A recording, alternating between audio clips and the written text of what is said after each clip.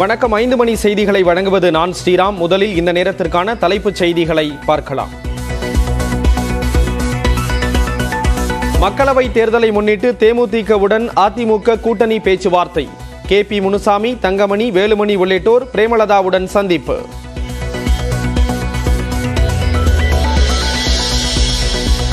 பொன்முடியின் திருக்கோவிலூர் சட்டமன்ற தொகுதியை காலியானதாக அறிவிக்க வேண்டும்.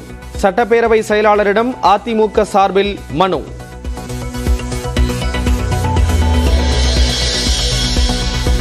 சென்னை பல்கலைக்கழகத்தின் முடக்கப்பட்ட வங்கிக் கணக்குகள் விடுவிப்பு.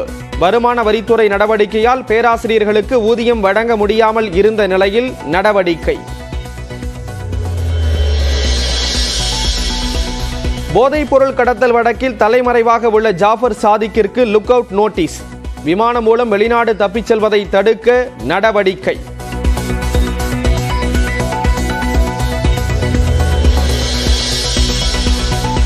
கரும்பு விவசாயி சின்னத்தை மாற்றிக்கொள்ளுமாறு நாம் தமிழர் கட்சிக்கு டெல்லி உயர்நீதிமன்றம் அறிவுரை. லக்கி இல்லை என்பது போல தோன்றுவதாக தலைமை நீதிபதி கருத்து.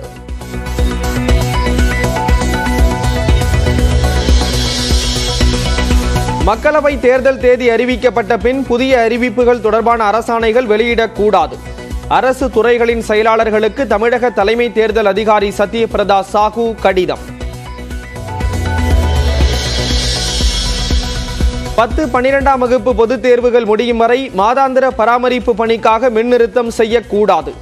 அனைத்து தலைமை பொறியாளர்களுக்கும் அமைச்சர் தங்கம் தென்னரசு அறிவுறுத்தல்.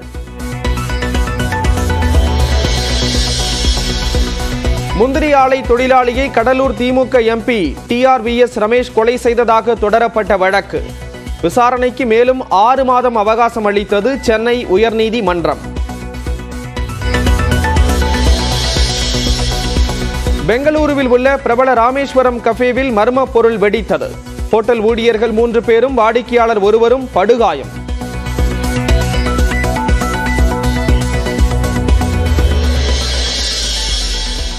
சென்னை கடற்கரை செங்கல்பட்டு இடையே இந்த ஞாயிற்றுக்கிழமையும் 44 மின்சார ரயில்கள் ரத்து.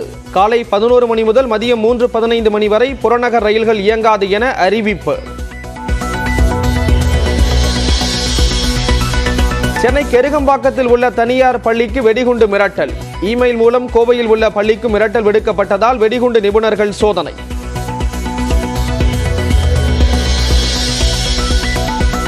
பாஜக தலைமை எந்த மக்களவை தொகுதியில் போட்டியிட சொன்னாலும் போட்டியிடுவேன். தனக்கென்று தனி விருப்பம் எதுவும் கிடையாது என்று சென்னையில் தமிழ்நாடு பாஜக தலைவர் அண்ணாமலை பேட்டி. தமிழ்நாடு புதுச்சேரியில் +2 பொதுத் தேர்வு எழுதும் மாணவ மாணவிகளுக்கு தமிழக வெற்றிக் கழக தலைவர் விஜய் வாழ்த்து. தேர்வுகளை உற்சாகத்துடன் எதிர்கொண்டு வெற்றி பெற்று விரும்பிய துறைகளில் உச்சம் தொட வாழ்த்துவதாக எக்ஸ் தளத்தில் பதிவு. தருமபுரம் ஆதீனம் குறித்த வீடியோக்களை வெளியிடுவதாக மிரட்டிய புகார். மயிலாடுதுறை மாவட்ட பாஜக தலைவர் அகோரத்தை பிடிக்க தனிப்படை. திமுகவுடன் முரண்பாடு இல்லை என்றும் மனதளவில் உடன்பாடு என்றும் அதிமுக பொதுச் செயலாளர் வைகோ நியூஸ் 18க்கு பேட்டி. கூட்டணி தொடர்பாக விமர்சனங்களை முன்வைக்க வேண்டாம் என தொண்டர்களுக்கு வேண்டுகோள். முரண்பாடுகள் ஒன்றுமில்லை, உடன்பாடு மனதளவிலே இருக்கிறது.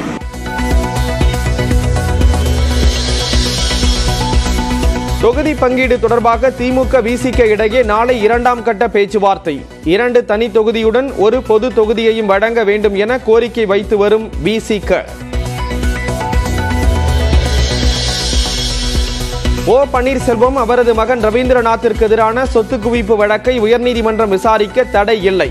தடை கோரிய மனுவை தள்ளுபடி செய்தது உச்சநீதிமன்றம். IAS பதவியை ராஜினாமா செய்தார் எல்காட் மேலாண் இயக்குனர் அனீஸ் சேகர். தனிப்பட்ட காரணங்களுக்காக விலகல் என விளக்கம். நெல்லை திமுக கவுன்சிலரின் ராஜினாமாவை ஏற்க மறுத்த மாநகராட்சி ஆணையர். மேயரிடம்தான் ராஜினாமா கடிதத்தை வழங்க வேண்டும் என விளக்கம். ஆனந்த் அம்பானியின் திருமணத்திற்கு முந்தைய விழாவில் சச்சின் டெண்டுல்கர், ரோஹித் சர்மா பங்கேற்பு. மனைவி சாட்சியுடன் ஜாம்நகர் வந்தார் மகேந்திர சிங் தோனி.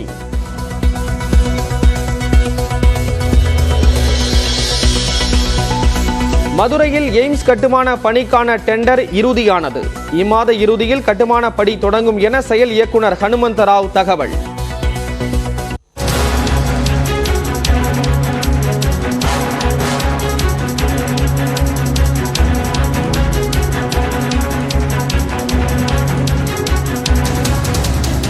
நாடாளுமன்ற தேர்தலில் நாம் தமிழர் கட்சிக்கு கரும்பு விவசாயி சின்னம் ஒதுக்க தேர்தல் ஆணையம் மறுப்பு தெரிவித்திருக்கிறது. இது தொடர்பான விவரங்களை வழங்குவதற்காக இணைகிறார் சிறப்பு செய்தியாளர் சுசித்ரா. என்னென்ன காரணங்களை சுட்டிக்காட்டி மறுப்பு தெரிவிக்கப்பட்டிருக்கிறது, விவரங்களை பதிவு செய்ய.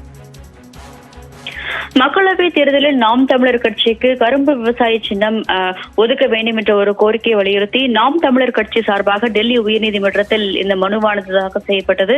குறிப்பாக தமிழ்நாடு மற்றும் புதுச்சேரியினுடைய அனைத்து தொகுதிகளிலும் வரும் மக்களவை தேர்தலில் நாம் தமிழர் கட்சியானது போட்டியிட உள்ளது. அதற்கு கடந்த காலத்தில் நடைபெற்ற தேர்தல்களில் வழங்கப்பட்ட கரும்பு விவசாய சின்னத்தை ஒதுக்க வேண்டும் என்ற ஒரு கோரிக்கையை அவர்கள் முன்வைத்திருந்தார்கள். ஏற்கனவே தேர்தல் ஆணையத்தில் முன்வைக்கப்பட்ட விண்ணப்பமானது நிராகரிக்கப்பட்டு அந்த சின்னமானது கர்நாடகாவை சார்ந்த வேறு ஒரு கட்சிக்கு வழங்கப்பட்டுள்ளது. அந்த கட்சி தமிழகத்தில் போட்டியிடக்கூடவில்லை என்ற ஒரு கருத்தை நாம் தமிழர் கட்சியானது இன்று வாதத்தின் பொழுது முன்வைத்தது. குறிப்பாக தமிழகத்தை பொறுத்தளவில் 6% வாக்கு வங்கி என்பது நாம் தமிழர் கட்சிக்கு உள்ளது. இந்த சின்னம் பறிப்போனால் தங்களுடைய வாக்கு சதவிகிதம் என்பது குறைவதற்கான வாய்ப்புகள் இருப்பதாகவும் நாம் தமிழர் கட்சியின் சார்பாக வாதங்களானது முன்வைக்கப்பட்டது. மிக முக்கியமாக இந்த வாதங்களை கேட்டு தேர்தல் ஆணையமானது கடுமையான எதிர்ப்பினை முன்வைத்தது. குறிப்பாக ஃபர்ஸ்ட் கம் ஃபர்ஸ்ட் சர்வீஸ் என்ற அடிப்படையில் முன்னுரிமை அடிப்படையில் மட்டுமே இந்த அங்கீகரிக்கப்படாத கட்சிகளுக்கான சின்னமானது ஒதுக்கப்படுவது வழக்கம். அதன் அடிப்படையில் கடந்த ஆண்டு டிசம்பர் மாதமே கர்நாடகாவை சேர்ந்த கட்சியான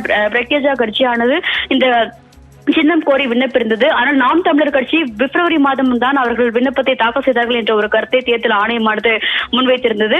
அங்கீகரிக்கப்படாத கட்சிகள் இவ்வாறு சின்னம் கோரி தேர்தல் ஆணையத்தை அணுகினால் ஒவ்வொரு கட்சியுமே பிற்காலத்தில் தேர்தல் உயர்நீதிமன்றம் மற்றும் உச்சநீதிமன்றத்தில் வழக்குகளை பதிவு செய்யும். இது நடைமுறைகளில் சிக்கலை ஏற்படுத்தும் என்ற ஒரு வாதத்தை தேர்தல் ஆணையமானது முன்வைத்து கடுமையான எதிர்ப்பை இந்த சின்னத்தை ஒதுக்குவதற்கான ஒரு கடுமையான எதிர்ப்பை முன்வைத்தது.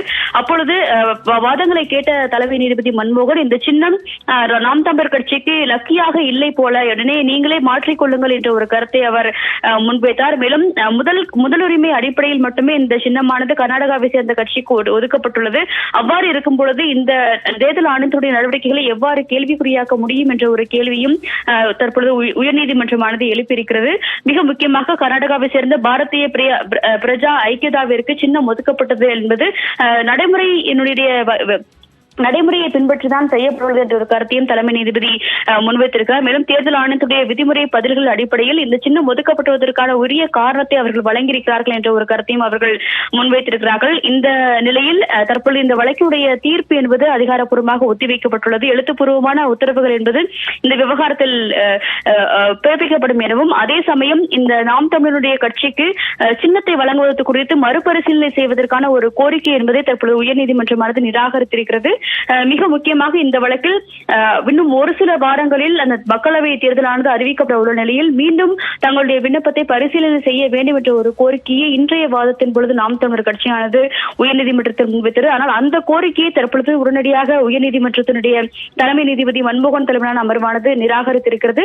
இந்த வழக்குடைய எழுத்துப்பூர்வமான அந்த உத்தரவு என்பது இன்று மாலை அல்லது அடுத்த ஒரு சில நாட்களில் பிறப்பிக்கப்படும் என்ற ஒரு தகவலையும் தற்பொழுது டெல்லி உயர்நீதிமன்றமானது அதிகாரப்பூர்வமாக அறிவித்திருக்கிறது.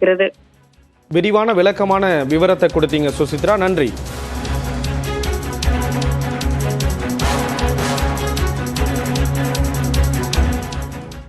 கூடங்குளம் அணுமின் நிலையத்தில் சி கேட்டகரி பணியிடங்களுக்காக நடைபெறவுள்ள தேர்வை ரத்து செய்துவிட்டு நிலம் கொடுத்த குடும்பத்தினருக்கு வாய்ப்பளிக்க வேண்டும் என இந்திய அணுசக்தி ஆணையத்திற்கு சபாநாயகர் அப்பாவு கடிதம் எழுதியிருக்கிறார். திருநெல்வேலி மாவட்டம் கூடங்குளம் அணுமின் நிலையத்தில் தலா 1000 மெகாவாட் உற்பத்தி செய்யக்கூடிய 2 அணு உலைகள் இயங்கி வருகின்றன. இங்குள்ள சி கேட்டகரி காலி பணியிடங்களுக்கான தேர்வு வரும் 3ஆம் தேதி நடைபெற உள்ளது. இந்த தேர்வை ரத்து செய்ய வலியுறுத்தி இந்திய அணுசக்தி ஆணைய தலைவர் அஜித் குமார் மொஹந்திக்கு சபாநாயகர் அப்பாவு கடிதம் எழுதியிருக்கிறார். அதில் அணுமின் நிலையத்திற்கு நிலம் கொடுத்தவர்களின் குடும்பத்தினருக்கு சி கேட்டகரி வேலைகளை தேர்வுகளின்றி வழங்க வேண்டும் என 1999ஆம் ஆண்டு ஒப்பந்தம் மேற்கொள்ளப்பட்டதை அப்பாவு சுட்டிக்காட்டியுள்ளார். ஆனால் இந்த ஒப்பந்தத்தை மீறி 2011ஆம் ஆண்டுக்கு பிறகு சி-டி பிரிவு ஊழியர்கள் தேர்வு நடத்தப்பட்டு பணியமர்த்தப்பட்டுள்ளதாக குறிப்பிட்டிருக்கக்கூடிய அப்பாவு உடனடியாக தேர்வை ரத்து செய்துவிட்டு அப்பகுதி இளைஞர்களை பணியில் அமர்த்த வேண்டும் என கடிதத்தில் வலியுறுத்தி இருக்கிறார்.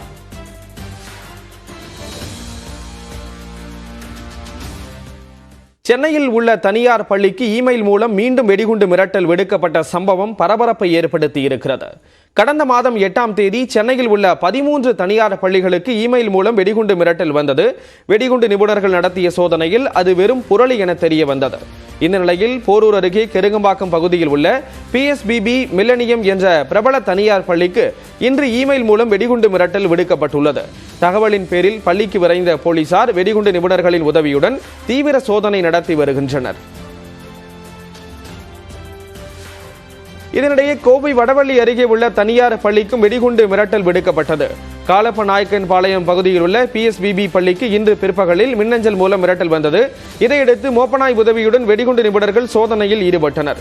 4 மணி நேரமாக சோதனை நடத்திய வெடிகுண்டு நிபுணர்கள் பள்ளியிலிருந்து அனைத்து வாகனங்களிலும் சோதனை மேற்கொண்டனர்.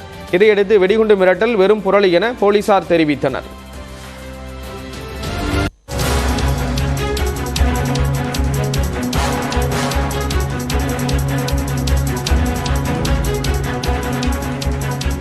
தமிழகத்தில் காங்கிரஸ் கட்சியின் தொகுதி ஒருங்கிணைப்பாளர்கள் மாற்றம் செய்யப்பட்டிருக்கிறார்கள்.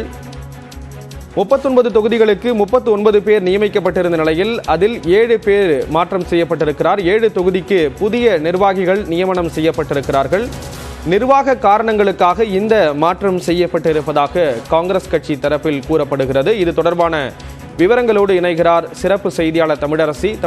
7 நிர்வாகிகள் மாற்றம் செய்யப்பட்டிருக்காங்க. அது தொடர்பான விவரங்கள் அவங்க யாராரு பதிவு செய்யலாம்?